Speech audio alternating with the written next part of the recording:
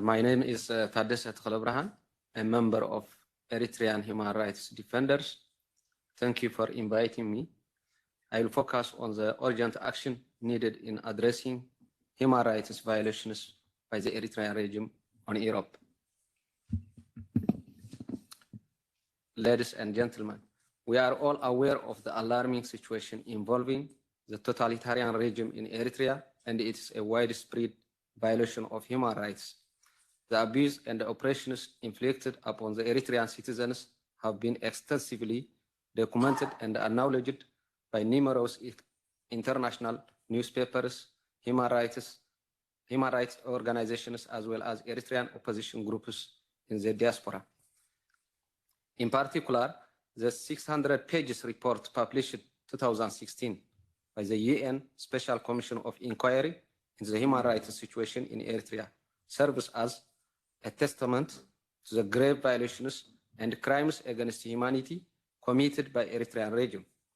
The report specifically stated that Eritrean embassies abroad are reported to be recruiting spies for diaspora surveillance and exercising pressure on Eritreans in exile to either support the regime or remain silent. Despite consistent reports from the United Nations Special Rapporteur on Eritrea, the EU, and the international community at large have failed to take substantial punitive action, leaving the victims of these abuses without justice.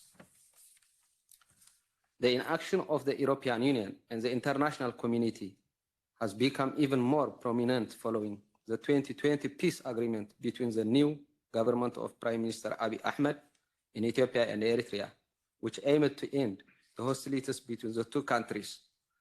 Regrettably, the regime of Isaias Afwerki has not only continued its oppressive practice, but has also committed gross violations of human rights, including war crimes and acts of genocide in the Tigray region of Ethiopia, together with the Ethiopian armed forces and other armed groups. The International Commission of Human Rights on Ethiopia has documented these atrocities.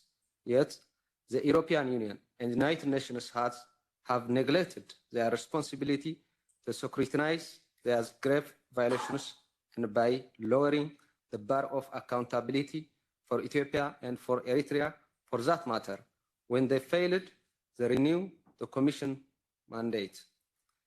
It is disheartening, but not surprising to note that the Eritrean government persists in harassing, threatening Eritreans and imposing a 2% tax on the gross income of its exiles.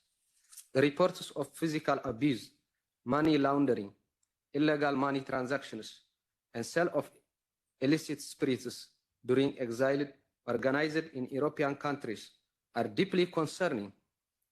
These festivals aim to glorify the Eritrean regime, collect funds, and falsely showcase international support. Many Eritrean refugees who have experienced the cruelty and oppression of the regime firsthand are frustrated and perplexed by the fact that Europe is being exploited as a platform for illegitimate activities by one of the world's most hardened dictatorships. This issue not only provokes and oppresses the victims, but also poses a threat to fundamental freedoms, European democracy, and the integration policies of national government. Additionally, the presence and activities of the Eritrean regime, spies freely roaming, and Western countries even pose a potential threat to national security. In light of this grave concern, we in the Eritrean human rights defenders implore the EU to take immediate action to halt the human rights violations committed by the Eritrean regime on Europe's soil.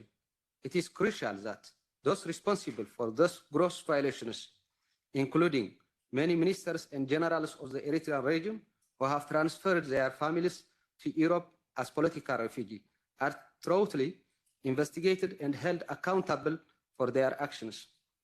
The Eritrean human rights defender pledged to work with you all and the concerned EU authorities to address this urgent matter of upholding human rights in Eritrea. With your support, we can strive to put an end to the suffering of Eritreans in Europe and ensure that Europe remains a safe haven for those seeking refuge, free from the influence of oppressive Eritrean regime. I thank you.